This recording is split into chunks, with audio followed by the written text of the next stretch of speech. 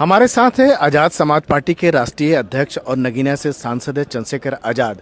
अब अजमेर शरीफ दरगाह पर शिव मंदिर की बात सामने आ रही है, दावा किया गया है कोर्ट में। रात को जब हम लोग सोते हैं और सुबह उठते हैं और खबरों पे हमारा ध्यान जाता है तो मुझे लगता है कि अगले एक महीने में कितनी जगह ऐसी पिटीशन दाखिल होगी और कितनी जगह से जो है सर्वे के ऑर्डर होंगे। शायद बुनियादी मुद्दों से लोगों का ध्यान हट जाएगा। रोटी, कपड़ा, मकान, महंगाई, बेरोजगारी, नौजवानों की समस्या, घटती इकोनॉमी, अच्छी एजुकेशन, अच्छी हेल्थ, सुरक्षा, ये सब विषय बहुत पीछे चले जाएंगे क्योंकि धर्म एक सेंसिटिव इश्यू है। जब सरकार, कोर्ट, सब लोग मिलके, पूरा सिस्टम मिलके चीज़ों को अपनी तरह से चलाने का प्रयास करेगा तो उसका खामियाजा जो है देश को भुगतना पड़ेगा। इसलिए मैं आज देश की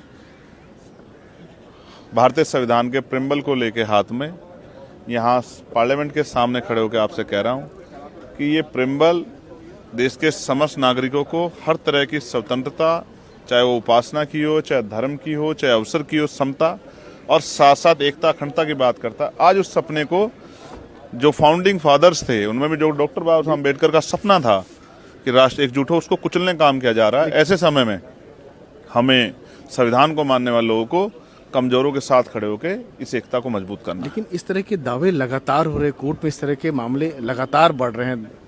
अलग अलग जगहों पर अगर देखें, अभी विवाद संभल में चल रहा है, अजमेर शरीफ का आ गया और भी बाकी जगहों पर निकल के सामने आ रहा है। तो आप नहीं जानते कि इस देश में 1991 का जो है वर्शिप एक्ट है, जो पार्लियामेंट नहीं बनाया, मैंने नहीं बनाया, मैं उसमें मेंबर नहीं था, जो राष्ट्रपति जी के जो है दोनों सदनों में पास होकर राष्ट्रपति जी के जो है सिग्नेचर से बना कि 15 अगस्त 1947 के समय जो धार्मिक स्थलों की स्थिति थी वो एक जैसी रहेगी।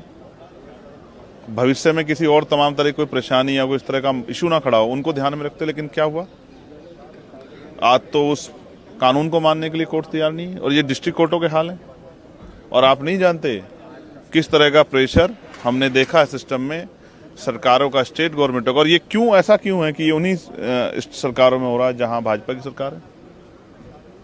क्या लगता है इसके पीछे क्या वजह? ये कॉन्स्पिरेसी है जो बुनियादी मुद्दों से लोगों का ध्यान हटा के और सिर्फ इसी मुद्दों पे लोगों का ध्यान रखना चाहती है क्योंकि एक सेंसिटिव विषय है।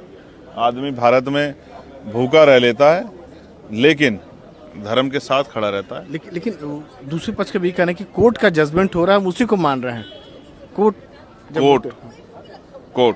कोर्ट से गलत जजमेंट नहीं हुए यहाँ भारत में? क्या वो जजमेंट वापस नहीं हुए?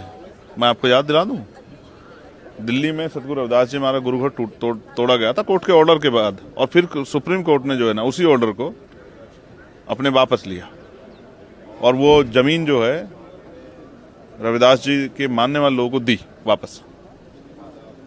तो मैं फिर आपसे कह रहा हूं, कई बार कोर्ट में भी सरकार के हस्तक्षेप को नकारा नहीं गया। ये मैं नहीं कह रहा हूं, ये सुप्रीम कोर्ट के 4 जजों ने प्रेस कॉन्फ्रेंस करके कहा था। ये आपको और मुझे याद है। इसलिए मैं कहता हूं कि जो हो रहा है वो अच्छा नहीं हो रहा है देश के लिए। और ऐसे समय में हम संविधान को मानने वाले लोग हर कमजोर के साथ खड़े हैं, ये बताने के लिए कि आप अकेले नहीं। ये थे चंद्रशेखर आज़ाद, जिनका ये कहना है कि जो भी फैसला लिया जा रहा है उस पर ध्यान देने की ज़रूरत है। संसद भवन से राजीव रंजन, NDTV इंडिया।